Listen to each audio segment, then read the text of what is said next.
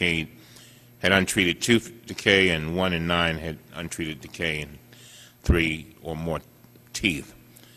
Compared to children with private insurance, and you know the stats, how much funding was lacking, and what was the cause of unavailability? Do you know? In other words, what is CMS doing about the urgency of the need for the treatment of these children, some of whom may be adults now? And how are we addressing that? How do you plan to address the that? treatment of adults? Yes. In the Medicaid program under federal law, coverage of dental services for adults is optional with the states. And as you look through what's going on in the states now and during a recession, it's one of the first set of benefits that states will cut out if they're looking to reduce their Medicaid budgets. So it is not a requirement, nor is the standard, even once they cover an adult in Medicaid, nearly as robust as the standard is for children. Ms. Iritani, you were talking about barriers and what the state folks said were the barriers, and you said that one of the things that was talked about the most was failure to make appointments. Is that right? That's correct. Did you all have any recommendations as to how to deal with that? Our recommendations aimed at CMS were to conduct more reviews of the states with low access rates. CMS's reviews looked at a number of different access-related problems, including inadequate provider networks. And we also advised CMS that they should take action to ensure that any state found with an inadequate provider network took corrective action. Ms. Mann, did you, I was, when Ms. Iritani was talking about this earlier, I was thinking about how important it is that parents understand the relationship between teeth and the rest of the body. I think any parent wants their kid to be healthy, but I don't think a lot of parents have a clue of the relationship between the teeth and the body, and I'm just wondering, did you have any thoughts on that with regard to making sure that we get that information out there? I was the author of an amendment to S-CHIP where we were able to do some things in that regard, but I'm just wondering, is that on your list? Because, that's one of the things that it might cost some money getting the information out, but the benefits would be phenomenal compared to the money that we put out, because then you have all these agents called parents who, it's just like, I think if a parent thought that their kid had a fever, they would do everything in their power to address that, when certainly tooth decay could lead to something far worse than a fever. And so I'm just wondering what your feeling is on that. I think you're absolutely right. Prevention is a key to moving forward. There is a provision, and perhaps this is the one you're referring to in the CHIP legislation, that requires education for pregnant women and parents of newborns.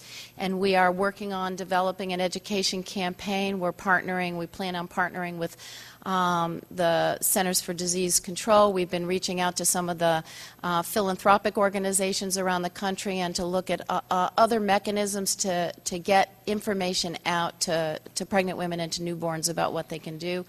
We also find that the dental utilization rate is much lower for adolescents, and I think that's also a lack of information about how important dental care is for teenagers. So I think coming up with a campaign that helps to provide some information to parents as well as to teenagers themselves will be really important. Can you soon give us a deadline on that? Give us some type of timetable on that, since it's such an important and potentially beneficial and cost-saving thing. We want to really follow up on that, and I have a tremendous personal interest in that. All right. I would be glad to provide you with a plan and a timetable attached to it. Very well. Thank you, Mr. Chairman. I thank the witness for her responsiveness and the GAO for the report. This committee appreciates your attendance, and we'll be in touch with you regarding our next meeting. Thank you very much. The first panel is dismissed. We'll now go to the second panel.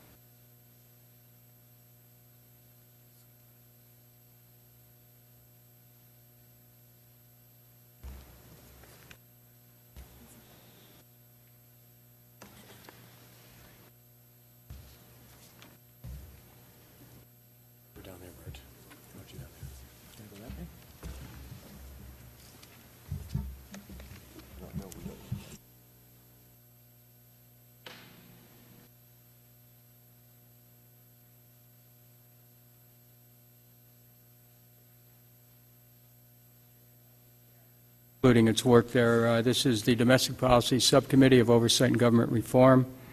Today's Wednesday, October 7th, 2009. The title of today's hearing is Medicaid's Efforts to Reform Since the Preventable Death of Deamonte Driver. We've heard from witnesses from the GAO and also from the new director for the Center for Medicaid and State Operations. We're fortunate to have an equally outstanding group of witnesses on our second panel. Burton L. Edelstein, who's a DDS and MPH, is a professor of clinical dentistry and clinical health policy and management at Columbia University's College of Dental Medicine and Mailman School of Public Health. He's founding director and board chair of the Children's Dental Health Project, a DC-based nonprofit policy and strategic consulting organization that advances policies to improve children's oral health. Mary G. McIntyre, MD and MPH, is medical director of the Office of Clinical Standards and Quality for the Alabama Medicaid Agency. She received an award from the Alabama Dental Association's House of Delegates in 2004 for outstanding leadership in championing the cause for improved oral health for Alabama's children. Dr. McIntyre served as chairman of the Robert Wood Johnson's Foundation National Advisory Committee, State Action for Oral Health Access. Joel Berg, DDS and MS, is professor and Lloyd and K. Chapman Chair of the Lloyd and K. Chapman Chair for Oral Health. He serves as the chair of the Department of Pediatric Dentistry at the University of Washington and dental director at Seattle's Children's Hospital. He's author of a multitude of manuscripts, abstracts, and book chapters regarding a variety of subjects, including restorative materials for children and other work related to biomaterials, and is co-editor of a textbook on early childhood oral health. We have Frank Catalanato, is that right? DMD is professor and chair of the Department of Community Dentistry and Behavioral Sciences, University of Florida College of Dentistry. He's chaired a number of committees in the American Academy of Pediatric Dentistry, served on the editorial board of the Academy's journal, Pediatric Dentistry. In addition, he was member of the National Affairs Committee of the American Association for Dental Research from 89 to 95. This committee works with the federal congressional delegation to increase funding for dental research, particularly for the National Institute of Dental Research. He's currently a member of the Legislative Affairs Committee of the American Dental Education Association, which advises and lobbies on federal policies and appropriations related to dental education and practice. I want to thank all of you for appearing before our subcommittee. It's a policy of our subcommittee on domestic policy of the Committee of Oversight and Government Reform to swear in all witnesses before they testify. I would ask that you rise and raise your right hand.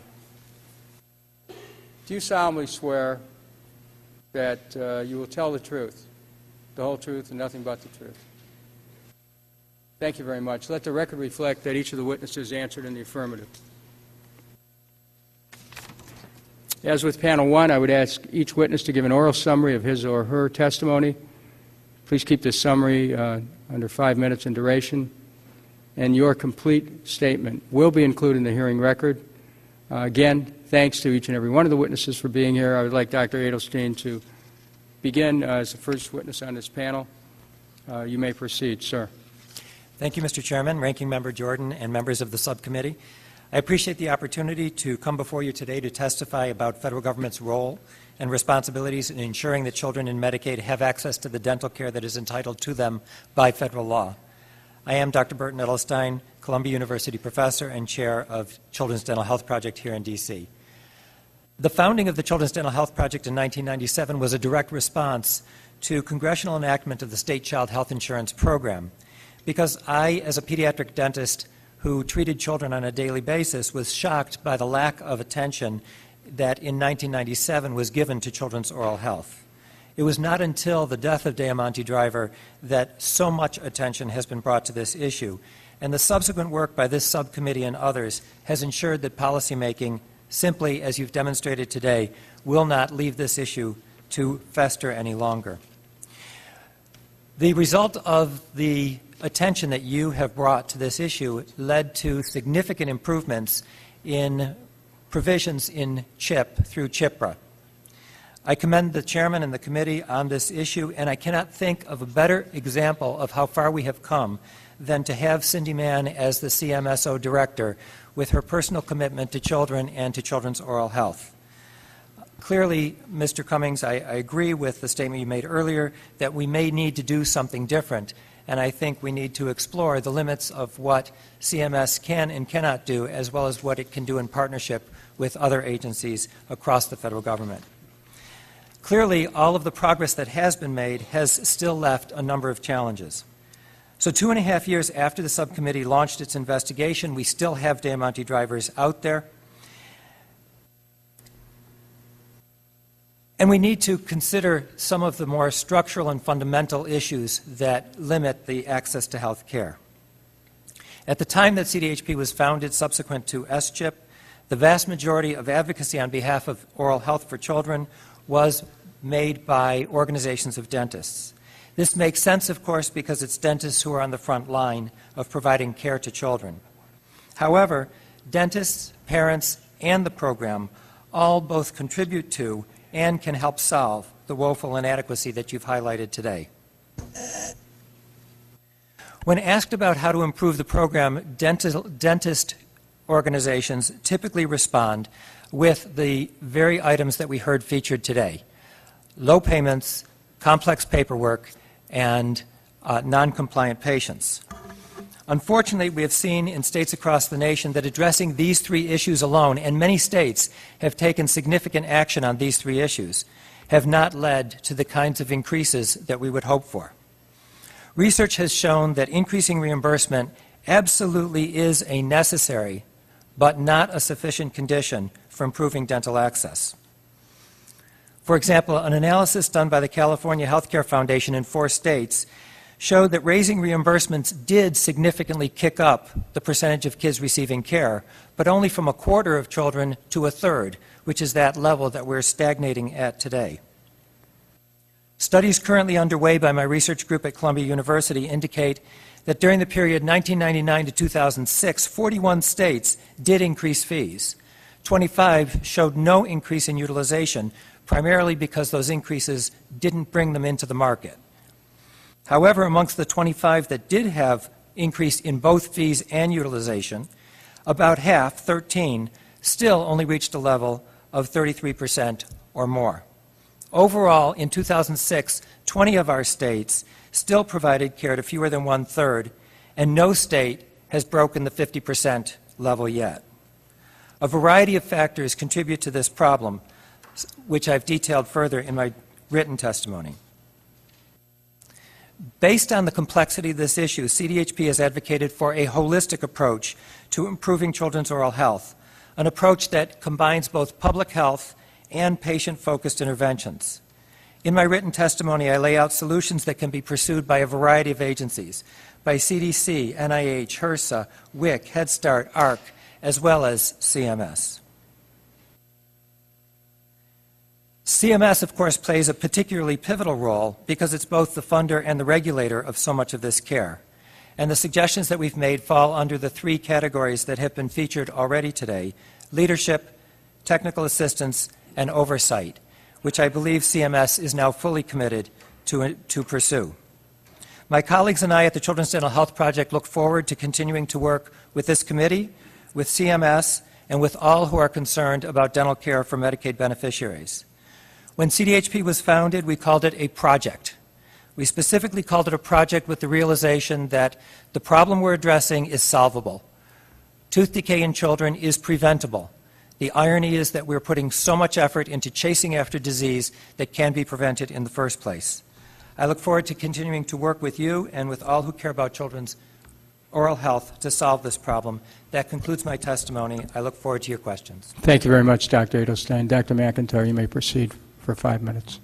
Mr. Chairman, Ranking Member Jordan, and members of the subcommittee, thank you for the opportunity to speak on behalf of the Alabama Medicaid Agency and the population that we serve. My name is Dr. Mary McIntyre, and I serve as medical director. I'm not a dentist, but a physician, board certified in public health and general preventive medicine. I appreciate the opportunity to testify before you today on the progress that we have made. This has been a 10-plus year journey, and it isn't over yet.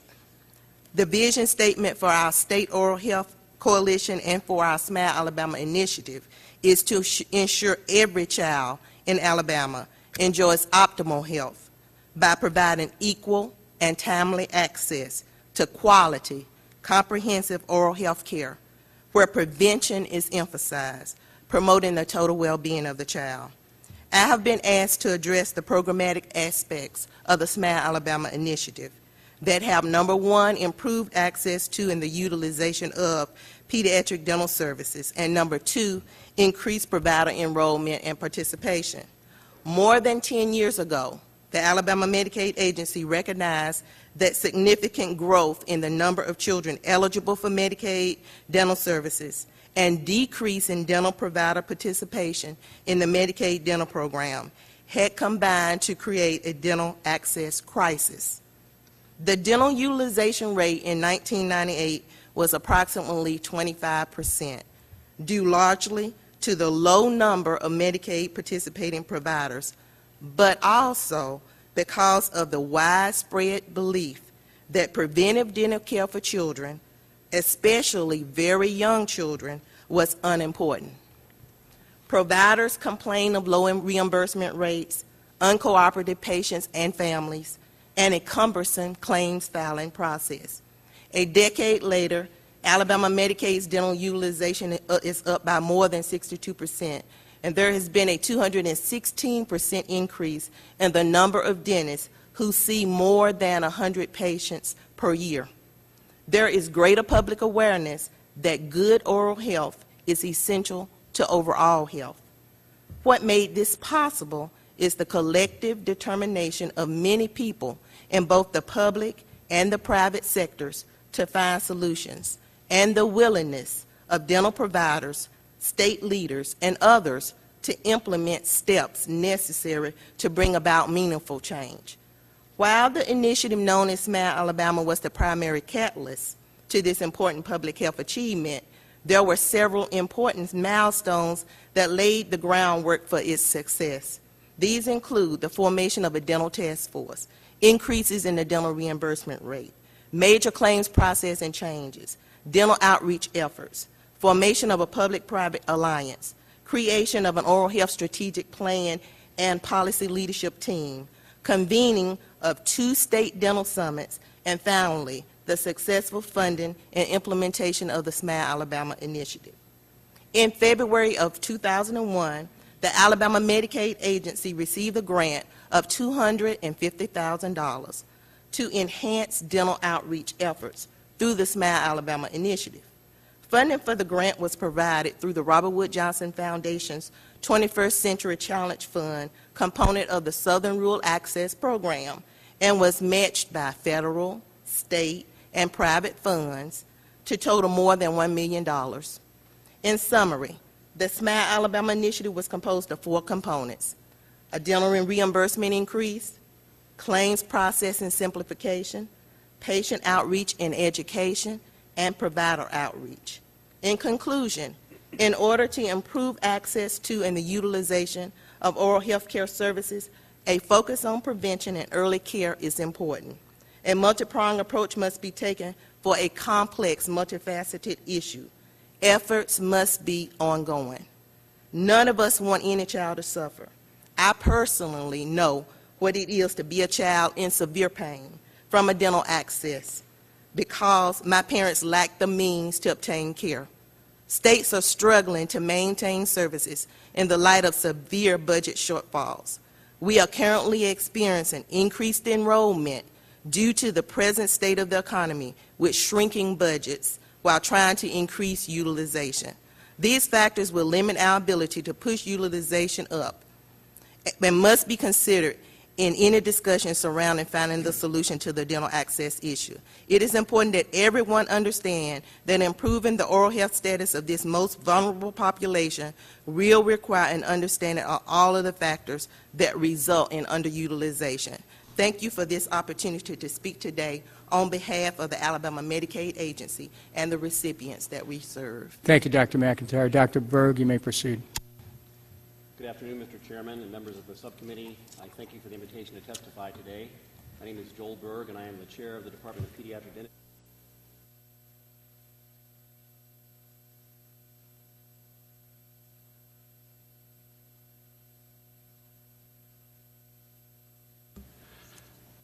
I'm a practicing pediatric dentist, and I care for a large number of Medicaid-eligible children. I am honored to appear before you today to represent and share the success of Washington State's Access to Baby and Child Dentistry, or ABCD, program. The goal of ABCD is to expand access to oral health services by Medicaid-eligible children from birth through their 6th birthday. More than a dozen nationally publicized articles and published articles have clearly demonstrated that early prevention reduces future dental costs, and that ABCD is an effective, cost-saving method of improving the oral health status of children enrolled in Medicaid. The first ABCD program was established in 1995 in Spokane, Washington, as a collaborative effort between public and private sectors.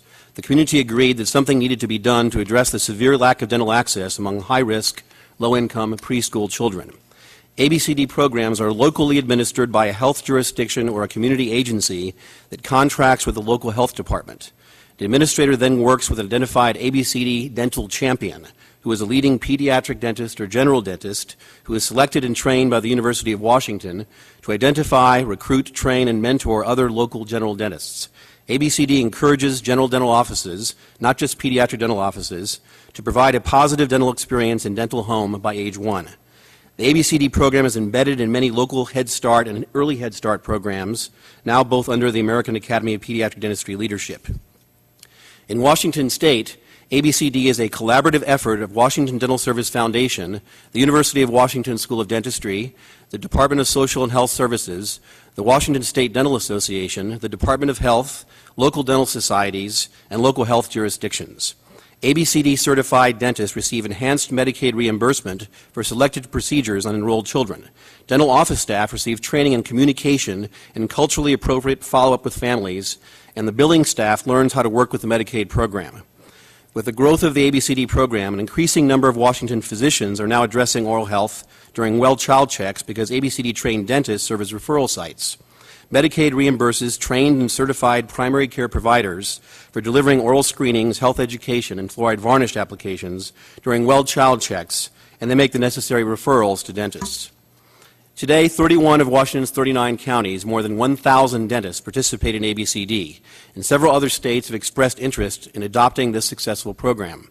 ABCD has more than doubled the number of young Medicaid children in Washington who are receiving dental care, from 40,000 to 107,000, a utilization increase from 21 to 39%.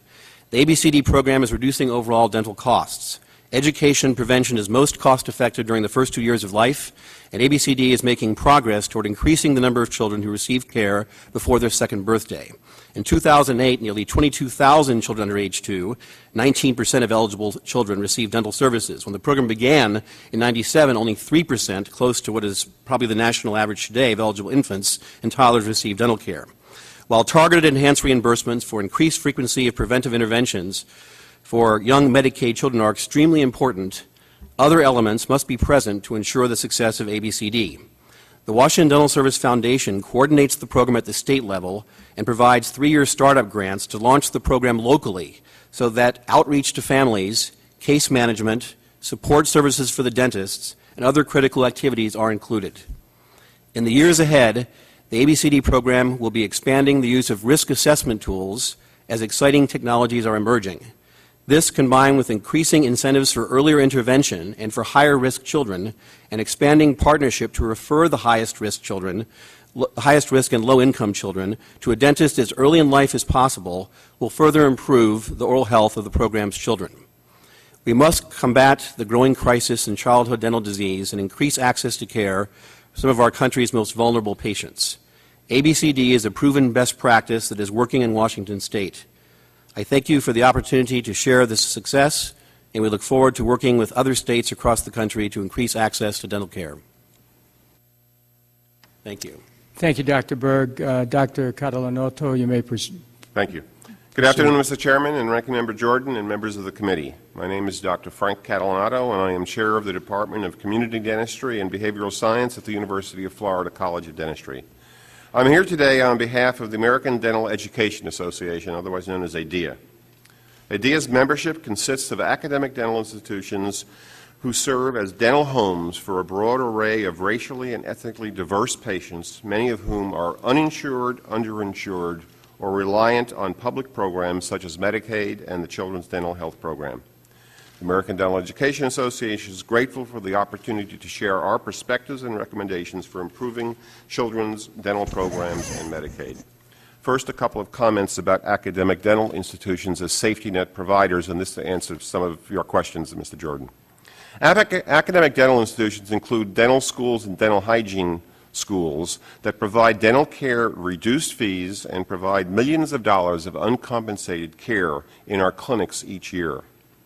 All 59 U.S. dental schools and over 200 schools of dental hygiene operate clinics that teach students how to treat a broad array of patients and conditions as part of our educational mission. On average, over 53,000 patient visits were conducted annually at each U.S. dental school, totaling more than 3 million patient visits. And over 50% of those patients were on public assistance programs. At the University of Florida College of Dentistry, we had over 101,000 patient visits in 2008, and 76% of those patients were at 200% of the poverty level or below. A couple of comments about Medicaid dental benefits and academic dental institutions. Safety net dental programs in community health centers, local health departments, and academic dental clinics operating at full capacity are only able to meet about 8% of all the unmet dental needs in this country. There are a few public subsidies that are available to academic dental institutions to help pay for the uncompensated care we provide. Medicaid dental reimbursement levels have also been historically low. On average, they equal the lowest 10% of market rates in many states. In Florida, for example, our Medicaid reimbursement fees rank at 49th of the states. Therefore, the 74% of the 18,000 children we saw in the University of Florida College of Dentistry clinics were at or below poverty level. In other words, they were on Medicaid. And the low reimbursement rates we receive put considerable strain on our ability to continue providing these services. I'd like to give you two examples of how academic dental institutions can help improve access to care in the United States. The University of Florida College of Dentistry has a statewide network for community oral health that operates 5 dental clinics and is affiliated with 9 other clinics throughout the state of Florida, from Miami to the border of the western part of the state. And these partners include federally qualified community health centers, county health departments, and a mobile dental van. The network serves Florida's most vulnerable populations and provides comprehensive dental care in the areas of greatest need around the state. The second example, in 2002, the Robert Wood Johnson Foundation and the California Endowment funded a program to promote community-based dental education in 23 dental schools, with grants totaling approximately $38 million. One of the dental schools funded was the Ohio State University College of Dentistry. The college's goal with the Robert Wood Johnson money was to reach populations in need of dental care across the state. Starting in 2003, when they first received the grant, the dental school had 10 community-based sites. By 2007, they had expanded to 46 sites where their dental students and residents provide dental care to underserved and low-income minority patients. So, what are the recommendations we have? My written testimony provides 8 specific recommendations that ADEA would suggest, but I'd like to focus on just 3 of them. First, fund the expansion of community-based dental education learning programs with academic dental institutions.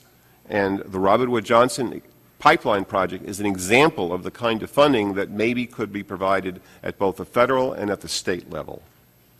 Second, develop standards and protocols for models of the care that allow other primary care professionals to help gather data, detect clinically pathological conditions, dental conditions, triage, and refer patients to appropriate dental professionals for care.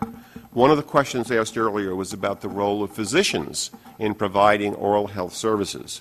You may have noticed in my background that I have a grant from HRSA to actually train physicians to provide such care, to provide oral health preventive services that are funded by Medicaid. And involving other members of the healthcare team is a critical step in this process of addressing access to care. Number three, provide federal funds to states for school-based oral health promotion, education, and prevention programs. School-based sealant programs are an example. In other words, bring care to the K through 12 school system where the children are. In conclusion, the American Dental Education Association believes it is critical for Congress to preserve basic medical services for Medicaid beneficiaries and safeguard essential Medicaid dental benefits in any reform of the U.S. healthcare system. ADEA and its member institutions are prepared to work with Congress and other healthcare advocates to identify programs and policies that will increase access to care for underserved patients in Medicaid. That is my testimony. Thank you very much. Thank you, Doctor. Now, you gave us 3 out of 8. Did you say There were 2, sir. Pardon? My apologies. 2 of the ones that I wanted to discuss, not Okay. 3. My error. No, I just wanted to make sure that you feel that you communicated your major points. The other 6 are provided in detail in the written testimony. Okay. Just want to make sure that you had a chance to note that. It sounded like you were on a roll there. I didn't want to Thank you. cut you off. Let's go to questions to witnesses. Dr. Edelstein, in your prepared testimony, you addressed the situation that occurred in Georgia, where vendors cut providers from their networks to ward off utilization increases imposed by the states. This is clearly an unintended consequence of a reform that was intended to increase access to care. In your opinion, what does the evidence suggest about the consequences of relying upon Medicaid managed care organizations to provide dental coverage to children? What I'm referencing there is specifically placing managed care companies at financial risk. And as was mentioned earlier, depending on the quality of the contracts and the degree of oversight, it is possible to have a variety of relationships between a state and a managed care company and still have a satisfactory outcome. However, in the case of dentistry per se, there's very little that managed care companies can currently do to manage the care in order to effectuate savings. And so the primary technique that they have left to rely upon in order to protect their profit line, because these are for-profit, at-risk companies, is to control utilization. Okay. And that means that there's a perverse incentive built into the concept with regard to dentistry, because there's very little else that the managed care company can do to protect its bottom line. Thank you, Doctor. Doctors Berg and McIntyre, if you could both give a try at answering this one. Patient compliance is often cited as a barrier to improving outcomes in state Medicaid dental programs. Both of your programs have a case management component. And what are some of the specific interventions of case management? Before you answer that question, Ms. Mann, I just want to note something. First of all, you may be one of the only administration officials who have actually stayed to hear witnesses on the next panel. It's very rare and refreshing. Thank you. Okay, so Dr. McIntyre and Dr. Berg, what are some of the specific interventions of case managers in your programs that increase patient compliance? I want to start first with the original, because we kind of redesigned things with our First Look program. But we originally wanted to address the issues that the providers themselves talked about, which was the missed appointments. And what the care coordinators provided was a means of actually contacting patients to assist them with getting into the providers' offices. You know, they addressed issues such as the care of the other children, which is something that a lot of times people didn't think about. Well, what do they do with the other kids when they really have an appointment to see the dentist for maybe 1 or 2 of those children? Issues such as transportation to the dental office, And sometimes there were issues that didn't have anything to do with the transportation. There were issues concerning, well, I don't know how I'm going to pay rent tomorrow, so I'm not really worried about keeping a dental appointment next week. So that the care coordinators had to get into not just the issues of the dental appointment themselves, but also the other issues that were surrounding the reasons why these patients wouldn't keep appointments. And then one of the things we had to deal with was also to address the dental providers' problem about behavior in the office, and we did that also as part of this program. We're trying to educate them on, taking one child and making sure that you were on time for your appointments. Thank you, Dr. McIntyre. Dr. Berg, would you like to respond? Yes, Mr. Chairman. I think you're pointing out one of the most important aspects of the success of ABCD is the local ABCD coordinator. It's a county-specific or local health jurisdiction-specific program. And we found, indeed, that in the smaller local health jurisdictions, it's easier to get access to care through the ABCD program because it's easier in the smaller communities to coordinate efforts. We found actually that we had lower no-show rates in some of the ABCD programs in those jurisdictions than with the non-Medicaid population. We have evidence to show that. So these care coordinators are absolutely critical in the scheme of things to make things work, and we have evidence of that in different counties. Thank you, Dr. Berg. The GAO study reveals that states overwhelmingly would like additional guidance from CMS. So if we could again hear from Dr. McIntyre and Berg, from the state perspective, what specific suggestions do you have for CMS to improve the guidance they provide to state Medicaid systems? Well, as a state that I think that we had a relatively, a very good relationship with our regional office when it came down to getting assistance. We didn't have any problems with calling. But specifically when it comes down to recommendations, the main thing is to communicate specifically what we can and cannot do from a state standpoint. And I think a lot of times states are under the, misinformation as far as with misunderstandings about what policies will allow them to do or not do. But we didn't have that particular issue because we got clear communication about, well, when it came down to SMAT Alabama, no one told us that we couldn't go after outside funding, so we did. We did check and it was okay, so we went after funding in order to do the program. But I think that's something that other states need to know, that you don't have to deal with just the money that you have, within the state coffers, that you can look beyond that and identify private-public partnerships in order to do some of the programs that you want to do from a state standpoint. Thank you, Doctor. If Dr. Berg, if you could answer. My time's expired, but please just give a brief answer. Yes, please. I'll give specific recommendations. The state of Montana just adopted an ABCD-like program modeled after Washington State's program. And they actually did what we would like to have done this year, but it wasn't fundable in the current legislature. And that is to incentivize earlier intervention where we can separate the highest risk children. We know that, as was stated earlier, 80% or something of the cost is spent on 25% of the children. And that starts at about at age 2.5 or 3. And if at age 1 we can identify who they were and segregate them and have more aggressive intervention for the higher risk children, we can save money. We've actually done an economic modeling of this through our health economists and have shown that it can work. So I would absolutely look right now at earlier intervention, incentivizing earlier intervention, incentivizing higher risk, more aggressive interventions. Thank you very much. Chair recognizes Mr. Jordan. Thank you, Mr. Chairman. Let me thank the witnesses, too, and for your commitment to helping these children. The goal is, just, as Dr. Berg just said, to treat them as early as possible so you save on costs in the long term and obviously hopefully avoid any type of tragedies like with Deamonte.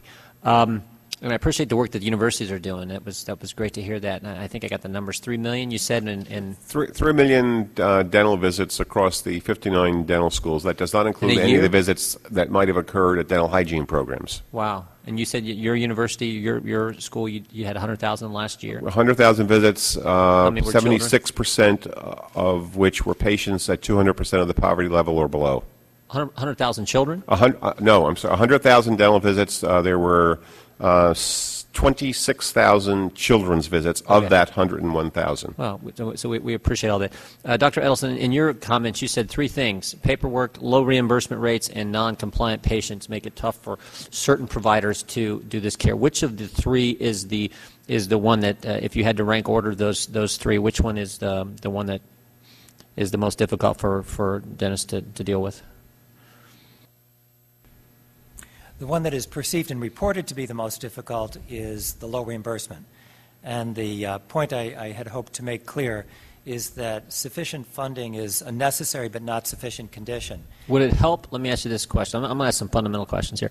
Would it help if dentists would be able to, for those families who can pay something, would it help if they could say, okay, Medicaid covers this much, and would you as a family be willing to pay X amount of dollars to cover the cost of the care? Would that help? I have no idea except to suggest that it would create significant, as small business people, it would create significant billing hassles and problems trying to deal with the co-payments. As a practitioner who actively participated in both Medicaid and CHIP in Connecticut, where co-pays were allowed for some CHIP patients in Connecticut, we did confront significant problems with trying to manage that cost-sharing portion. Okay. So again, you started. I think you were starting to say that what you hear typically is low reimbursements, the single biggest reason given for not accepting these patients. But it sounds to me like that's not what you believe. What do you believe? Well, the but was that our study, nearing completion now, tried to assess the impact of different levels of fee increase on utilization. And what we discovered were a couple of things. First off, that with fee increases, generally you have the same providers who were already seeing Medicaid patients seeing many more Medicaid patients, rather than bringing a lot of new providers into the actual provision of care. Now, that's when fees are the primary intervention. As Dr. McIntyre mentioned, in Alabama, there was additionally some case management and reductions in paperwork with prior authorizations. So a multi-pronged approach did help. On the other hand, even in Alabama, with all of its tremendous effort, we see that that relative increase was tremendous, but we still hit the same sort of barrier, hitting the top levels that any states have hit in the 40 to 45% range. And it's tempting to think that that barrier really represents parents' failure to pursue care. But in fact, parents are able to obtain significantly higher levels of medical care, raising the question about whether the doors to the dental offices are truly open. Okay. You mentioned non-compliant patients is one thing here. Do you think that's a real problem or not? Let me just.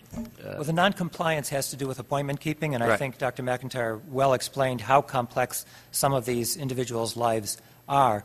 But there's an excellent example that I cite in my written testimony from New York State, Tompkins County, where a county-level care coordinator, like what the American Dental Association has suggested as the community dental health coordinator, acted as a case manager.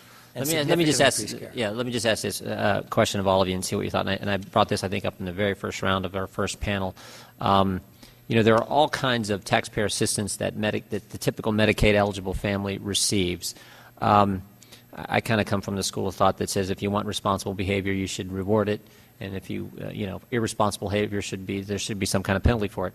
Do you think it would make some sense if, in fact, parents aren't complying with the appointments that they have, aren't doing what needs to be done for their kids relative to dental care, if there was some kind of sanctioning or some kind of penalty in, typical families getting 9 or 10 different types. They're getting TANF, they're getting housing, they're getting food stamps, they're getting on and on it goes. Some kind of sanctioning process. Do you think that would be helpful, along with what Dr. McIntyre, I think, and Dr. Berg referred to in previous answer, the care coordinator and the case manager approach as well? Just go down the line. I personally am more of a carrot than a stick person, thinking that as soon as there's clear understanding of what the child's needs are, that there be an effort to engage the family in a positive way. My concern is the child, and recognizing the complexity of some of these lives to get to whatever benefits the children. Yeah, it seems to me, look, I know when we did welfare reform in the state of Ohio, I was the guy who did the language on the time limits component. And we said, we're going to make sure kids get health care, we're going to make sure kids get the food they need, but at some point, if an individual is not willing to work and they're an able-bodied adult, they're no longer going to receive cash from the taxpayers. And it was a long period of time. And we gave them job training and everything else. But at some point, if you don't have that deadline, if you don't have, I always say deadlines influence behavior. And if you don't have that out there, as some kind of thing that everyone has to think about. We all have to function under that. Everyone in the world has to function under those kind of responsible things and those kind of deadlines. Seems to me there might be an approach in there that can work and still make sure these kids get what they need. Perhaps when dental access is readily available, when those office doors really are open, and parents can have success in pursuing their desire to find treatment for their kids, then perhaps it would be time to think about the stakes. Mr. Chairman, if I could, real quick. If they could give a quick answer. Sure. Thank the Chairman's indulgence. Real quick. Okay. From the standpoint, I'm like Bert, I look at the carrot versus the stick, and the reality is sanctions will really hurt the children. Because what we're looking at is you're sanctioning the parents for behavior that the kids have no control over. And what happens is then they don't get into care. So really, What the only thing I would say is, okay. I would agree with the last part of Dr. Edelstein's statement as well, that when the access problem is solved and there is much more readily available access, then we could look at some pilot projects perhaps to study that. I think we don't have enough information to know if it's effective or not. Yeah. I'd want to study it on a small scale and see what kind of effectiveness we'd have. And just to emphasize that, in Florida, for example, only 10% of Florida dentists see Medicaid patients. Our numbers are worse than the rest of the other states. We only have 25% of our children achieving any kind of dental visit. So until you solve the access problem, it's not, I don't think it's appropriate to talk about punishment for the parents, which ultimately punishes the child. We need to fix the access problem first. Thank the gentleman. Chair recognizes Mr. Cummings. Thank you, McIntyre. Thank you, Mr. Chairman. Tell me, what part did, first of all, the folks who you all hire, are these a lot of community people? In other words, because to have the kind of sensitivity you're talking about, I think they first have to understand. It really reminds me of Healthy Start. In other words, you have people who understand the complexity of people's lives. They understand that punishment is. I could have answered that question. That's not going to get it because then they will drop out of the system. They will. But so you must look at a certain type of worker who has a certain level of sensitivity. We didn't hire anyone. Let me get that straight. Okay. Remember when I talked about public-private partnerships? We actually work with the health department to get care coordinators in the community. I see. So that many of these people were folks that knew people already, that people were comfortable with. They were at the community level. They were on a county level. So that when you're calling to get a child in, that a lot of times these people really know who the children are. So I think in that standpoint, we didn't go out and hire a bunch of people. We worked with the health department to get care coordinators at the county level in order to work to put this program into place. And that's the whole thing about working together with all of the different entities within the state. It's not just a Medicaid issue. It's an issue that involves the entire state, and it involves all the people that are there to coming together to try to come up with a solution. Now, Dr. Edelstein, we were talking about the whole idea of, you were here earlier when we talked with the other panel about this whole idea of a campaign to educate parents with regard to the significance of dental care for their children. Tell us, I mean, how do you feel about that? I mean, do you think that's very significant? Yeah, the parents clearly have a critical role, particularly as Dr. Berg mentioned, that the disease onset is very early in life, and so we need to get to parents very early in life, as required now by CHIPRA. Right. But one of the roles for the parents is the day-to-day, moment-to-moment decisions that they make that either predispose their kids to have this problem or predispose their kids to avoid this problem. And so the education needs to be about more than dental care, but it has to be about managing the risk factors for developing the disease in the first place. You know, I visited a Kennedy Krieger in my district, and they have this clinic for severe dental problems for kids. and they showed me some kids who had had phenomenal damage as little kids. I mean, who literally had to go through major surgery as a little kid, like 3 years old, because of things like a bottle with sugar, like juice bottles, and the sugar gets to the tube. And a lot of people don't realize how significant those little things are. And I just think that education is so significant. The other thing that I was going to ask you about is these federally qualified health centers. One of the things that I've pushed hard for is making sure that they could contract with dentists, because a lot of time that's a missing piece, and those health centers are located smack dab in the middle of places where people would not normally be able to get health care. And you might want to comment on that too, Dr. McIntyre. Well, if I might reflect on the value of that contracting, it has so many values. The first is that it allows dental practitioners who are not Medicaid providers to contract with FQHCs to see Medicaid patients and thereby become familiar with the patients as people, as patients who they can become more comfortable with and discover really face the same kinds of dental issues that others do and can be readily accommodated in their practices. The second is that it expands the capacity of the Federally Qualified Health Center. So many of the health centers are limited either by not having dental facilities themselves or having facilities and no dentist, because there is a shortage in the FQHC system. So that allows them to contract with dentists to expand their capacity. So on both sides, it benefits the patients, it benefits the dentist, it benefits the health centers, and we anticipate that that experience the dentist will have will lead them more likely to become active Medicaid providers. And Dr. McIntyre, did you have a comment on that? And thank you. Yes, I wanted to comment that in looking at the public-private partnership, the FQHCs are vital in making sure that we identify all of the resources available. And some of the things that we did was also identify not just the Medicaid dentists per se, but also for uninsured, because a lot of our uninsured go in and off, their own Medicaid, then they have no insurance at all, to make sure that those resources are available for them.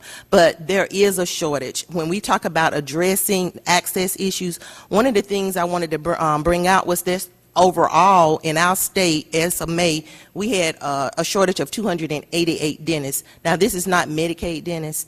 This is a shortage in dentists in the counties. So in addressing the issue, we have to address the workforce in order to, like he was talking about, are the doors really open? Well, the doors are open, but who gets in at the seat is something that you have to consider when you're looking at that, because the workforce itself is part of this problem. Thank you. I thank the gentlelady. The chair recognizes Mr. Rice. I thank the gentleman, and thank you, Chairman, for holding this hearing, because I do believe that it is important that we, as the committee that looks at waste, fraud, and abuse, also look at government efficiency, and that's, I think, a great deal of what we want to work on here today. Before I do my comments, I'd like to yield to the gentleman from Ohio for his question. Well, just a quick comment, and I do have to run to an RC thing. I could tell the panel didn't particularly like my suggestion about holding parents more accountable. But I would just point out this. We heard from the previous panel that the number was 1 in 3 kids, 33% were getting the treatment, according to the study done in 2008. And since that time, Ms. Mann's answer was it's been improved all the way up to 36% now. So obviously what we're doing isn't working. Maybe it makes sense to try, the same old, giving us the big increase of 3%. Maybe it makes sense to try something different and go the route that I suggested. That's my only point. I know it's worked in other parts of welfare reform. It's worked in the state of Ohio. And so I would just offer that and thank the gentleman for yielding me a few seconds. And now I'm going to take a slightly different line of questioning. I guess I've got an MD, a DMD, and 2 DDSs. So that probably gives me all the possible opinions. When I was growing up in Cleveland, Ohio, right next to, but slightly down the street from the chairman, we still had a great deal of the, if you will, the public health care system. And a lot of the services at that time were delivered through non-private means if they were going to be delivered. I got my shots through the public system and so on. And that delivery system for the working poor and even up tiptoeing toward the middle class, and certainly for what we would call the most indigent among us today, was an accepted part of society. It appears to me as though, as we've divested ourselves of that, and the Medicaid system has been about money being delivered, often not at the same rate, haven't we moved away from, at least germane to today, if preventive medicine, recognizing that dentistry expands to fill the amount of money you have, that if you have enough money, and we here on the dais don't have a dental plan, so, or at least it's not standard in our program, if you have enough money, you don't get amalgam. If you have enough money, you don't get false teeth, you get implants. If you have enough money, you go through a series of much more expensive levels of care, and I think you're all aware of just how phenomenal dentistry can be if you have the dollars for it. But aren't we here today talking fundamentally about trying to find the most efficient, least expensive, most universal for the poor delivery of evaluation, cleaning, and prevention? And isn't our system somewhat broken in that if that's what you wanted to provide, would you provide it the way you do today? And this is regardless of 3% more money, 6% less money. I'd like your comments on that, because for this committee, we do try to think in the sense of organization of government. I'll go right down the line. Thank you, Doctor. Interestingly, this problem is not unique to the United States, and underserved populations having lack of dental care is a global phenomenon. So if we look at other countries like ours, Great Britain, New Zealand, Australia, the Netherlands, to see how they've approached this, they do it primarily with the advent of different kinds of providers. I wouldn't say that it's necessarily a public delivery system as opposed to a private delivery system, but it's a more readily accessible, more limited in scope provider who is more like the vulnerable population being treated. And there are a number of ideas from the American Dental Hygienists Association, the American Dental Association, new legislation in Minnesota, experiments and new programs in Alaska, a variety of approaches that bring dental therapists to the increasing the capacity for the delivery of services. So looking at other countries, that might be one direction of particular value. Well, and as you go down the list, the reason I said public is that I understand that dental practice and state regulations tend to predetermine certain things, such as a hygienist being able to work on their own or not, an assistant work on their own or not. And I use the term public because it's a preemption for the poor, potentially, that would allow us to find the most efficient way to provide preventive medicine that might not be universally available in some states. I'm being a Californian now, I'm aware of that. Please, Doctor. Well, as a physician, one of the things that I started out with our group when we first formed our task force and our coalition was that the mouth is part of the body, and that for some reason we've kind of separated it out, and I think a lot of the problems came from that. But we've actually started using our primary care providers, physicians, more, because dental caries is a disease, and like any disease, in order to get away from the disease later, we have to prevent it. So if we can start early when children first get their teeth, when they get those first two in the mouth, even before they get their teeth, we start educating mothers when they're pregnant about what they need to do. They get brochures and information from the care managers about how to take care of the teeth, and the babies aren't here. They're more likely to listen before the babies are born. Then when they get here, then doctors who see children to give them their shots is an ideal opportunity to educate, assess, and refer. And that's what we're trying to do to utilize the system. Yeah, and if we can narrow the answer just to the organizational one, because I'm testing the chairman. And that is part of the organization. Thank you. Okay, using the physicians to do part of the work, okay? Please. My comment is a summary of what has been stated before, is that dental caries, cavities in kids is almost entirely preventable. And the earlier you intervene, the more preventable it is. And the other non-dental providers who aren't treated in the surgical aspects of dentistry can assist us in the risk assessment and the prevention. The fluoride varnish is not the cure, but the risk assessment, determining who's at greatest risk and providing more aggressive and more frequent interventions, that is the solution. So I think we need to segregate the surgery and not think about dentistry as surgery. We have dentists who can do surgery. We need some assistance in the earlier intervention for those folks, as mentioned, Yes. who do see the children earlier. Right. Thank you. Please. The other point that I would mention about this is that there is a fundamental problem, though, in the dental public health infrastructure. What I had mentioned in my testimony is that assuming you had at full capacity the existing public health infrastructure, the dental institutions, county health departments, federally qualified community health centers, they can only address about 8% of the dental need that's out there. So part of your solution that you need to look at this is improving the dental public health infrastructure. Thank you. Thank you. Thank you for your indulgence, Mr. Thank Chairman. you. The chair recognizes Ms. Watson. Thank you very much, Mr. Chairman. And I want to address this particularly to Dr. McIntyre and Dr. Berg. And I think your two states have participated in some promising practices that were posted by CMS.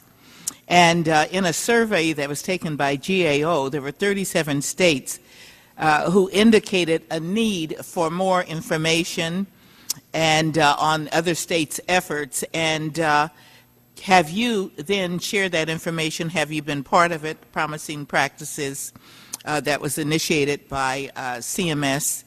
And can that website then be promoted to other states that need this information? Dr. McIntyre. We have actually provided information to a number of people, including CMS. Now, as far as whether it's part of the promising, I know that we have actually published articles. We put out information on our website. We've mailed out brochures to all 50 states. It's, basically in the past to actually give them the information about what we were doing. So, and we actually put the information where it's accessible, and we're willing to share it with anyone. One of the things that concerns me is that many of the dentists kind of look at the Medicaid beneficiaries and say, I really don't want them. What's with that attitude? I mean, I think that's a matter of education as well, and it goes on both sides.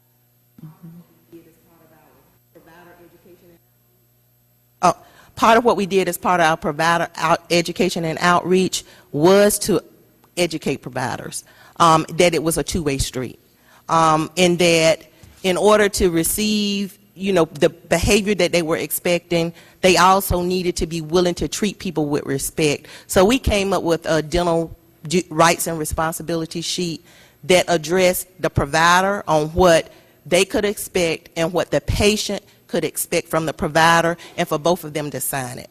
And the reason for that is because, and I'm saying this because as a child who grew up with no insurance and no access to health care, okay, and people a lot of times looking down on people just because of their income levels is something that we have to go beyond. And that is one of the things that we address with the providers, that, if you expect people to behave a certain way, you have to treat them so that they will behave that way.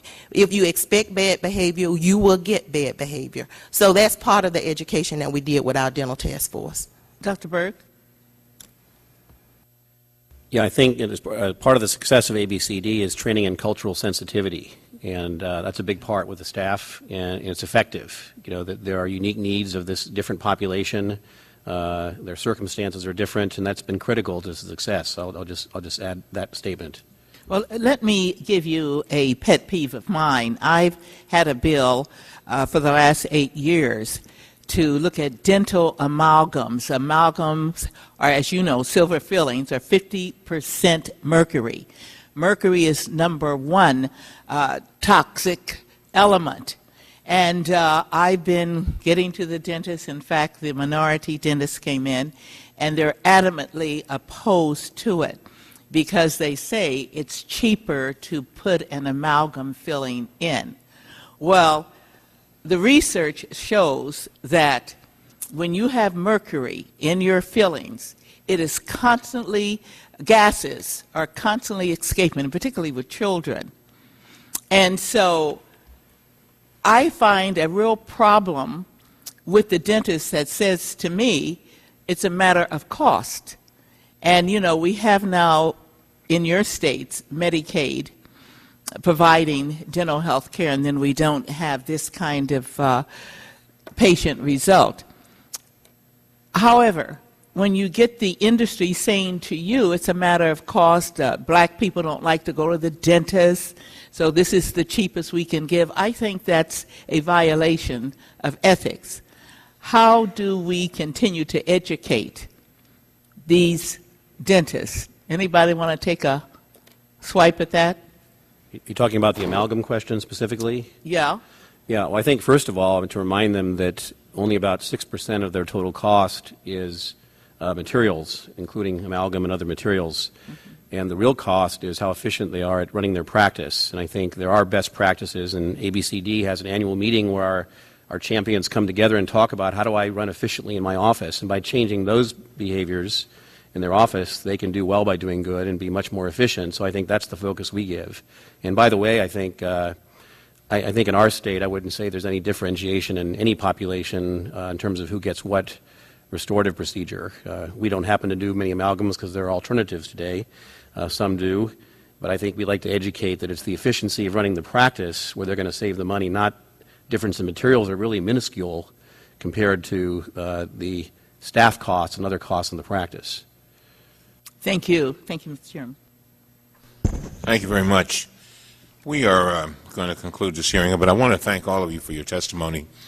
As a representative from the state where Deamonte driver died, this hearing means a lot. I've often said that Deamonte driver was a little boy who was suffering from an infected tooth, and he died in one of the richest states, in one of the richest counties, in one of the richest countries in the world. There's something wrong with that picture, and we can do better. Dr. McIntyre, I was just thinking as you were talking about this whole idea of people just getting respect. A lot of times, a lot of people don't realize it, but people feel so often that folks are talking down to them, and they feel that they're not respected. When we look at healthcare disparities, for example, one of the things that is clear is that there's a divide and some type of misunderstanding between sometimes those people who are trying to treat and those who need treatment. And so I think it's very important that when we look at the Deamonte drivers, we look at the kinds of things that you all have talked about here today. And I was glad that Ms. Mann stuck around to hear some of this. One of the things that Ms. Mann said was that, not Ms. Mann, but our lady, Ms. Aratani said, was that these other states wanted to know best practices. This is not rocket scientist stuff. This is basic common sense and trying to work things out and treating human beings as human beings. And so I just kind of think that I know we've made a lot of headway, but I just want to take time to thank all of you all for what you are doing every day, because you are affecting children. I say it over and over again. Children come on this earth with gifts. They bear gifts. Every one of them bear gifts. They're born on the day that they're born to deliver gifts at certain points in their lives.